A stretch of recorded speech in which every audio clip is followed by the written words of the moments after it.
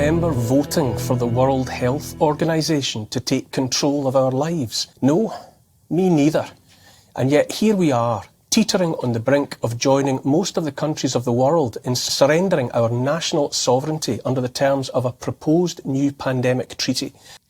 And that takes me to the World Health Organization, who after 2 years of devastating, undemocratic and inhuman pandemic policies have become the World Hell Organization.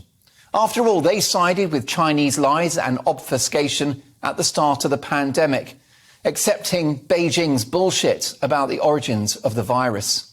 The World Health Organization are in Xi Jinping's back pocket. Doesn't sound very healthy to me. They are the ones who pushed for these ruinous lockdowns, inspired by the Chinese Communist Party, which were inconceivable to Western nations before the start of the pandemic.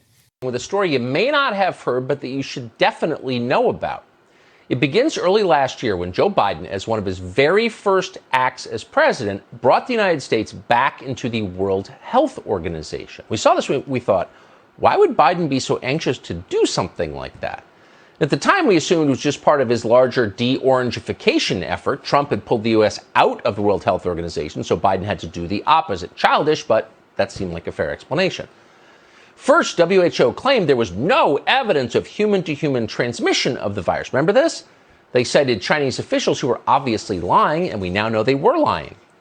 Then, when it became clear the virus probably came out of a Chinese government lab... Because we all know what happened at the start of this pandemic.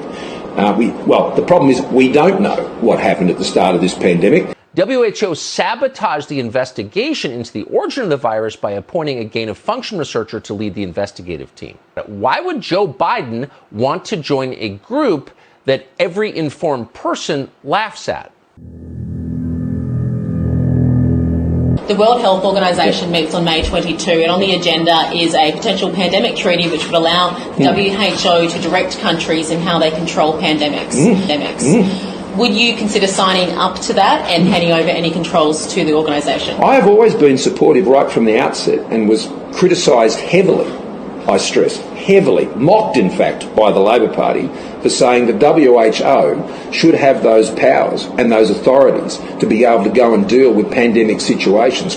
So I have been in the vanguard of those moves internationally to ensure that those World Health authorities can come. I think it's only sensible that that's an area of international cooperation that is very, very important, and I've been consistent on that. And remember, the Labor Party mocked me for saying that that was a good idea.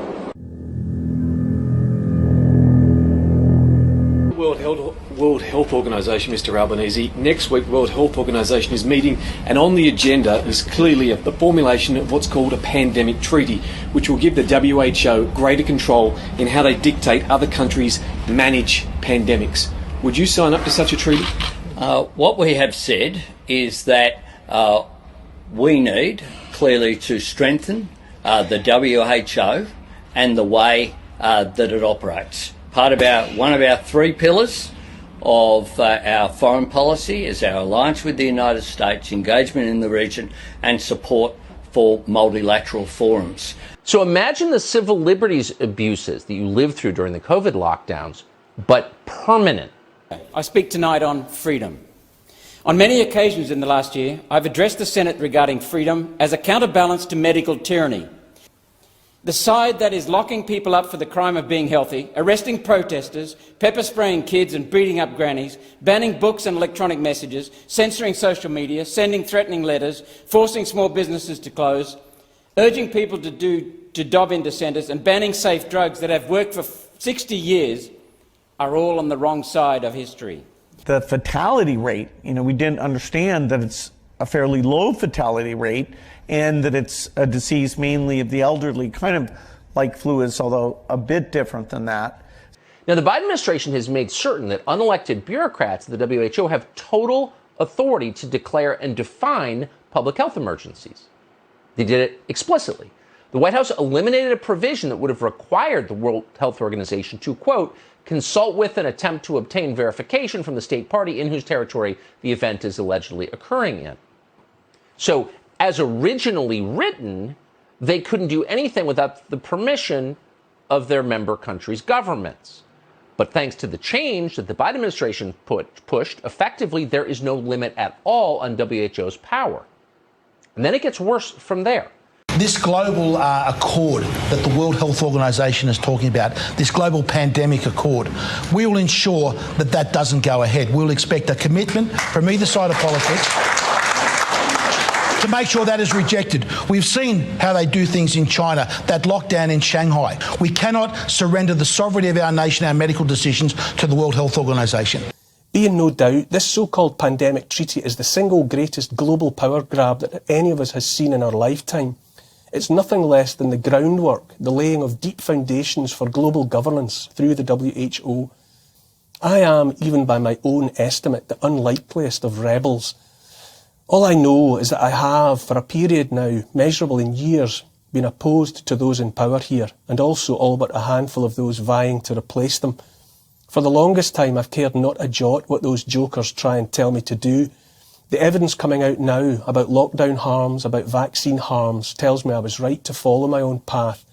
In short, I've had enough of the lot of them. They don't speak for me, or in any way matter to me. If this pandemic treaty comes to pass, I will disregard it. I'll ignore any future lockdown ordained by any power. I'll take no mandated vaccine, not while I have breath in my body. The WHO and all its little wizards can take a running jump. The men in suits can sign whatever treaties they want. I don't care. Not one of them, not Johnson, not Trudeau, not Macron and the rest, has the stomach for the wet work that would be required to put their authoritarian plans into action. We owe it to ourselves, perhaps we even owe it to them, to tell them that they're living in a fantasy world of their own creation and that we want none of it. Let them have the gall to seek to sign away our freedoms in such a high-handed manner this month or in 2024. I, for one, am not playing along.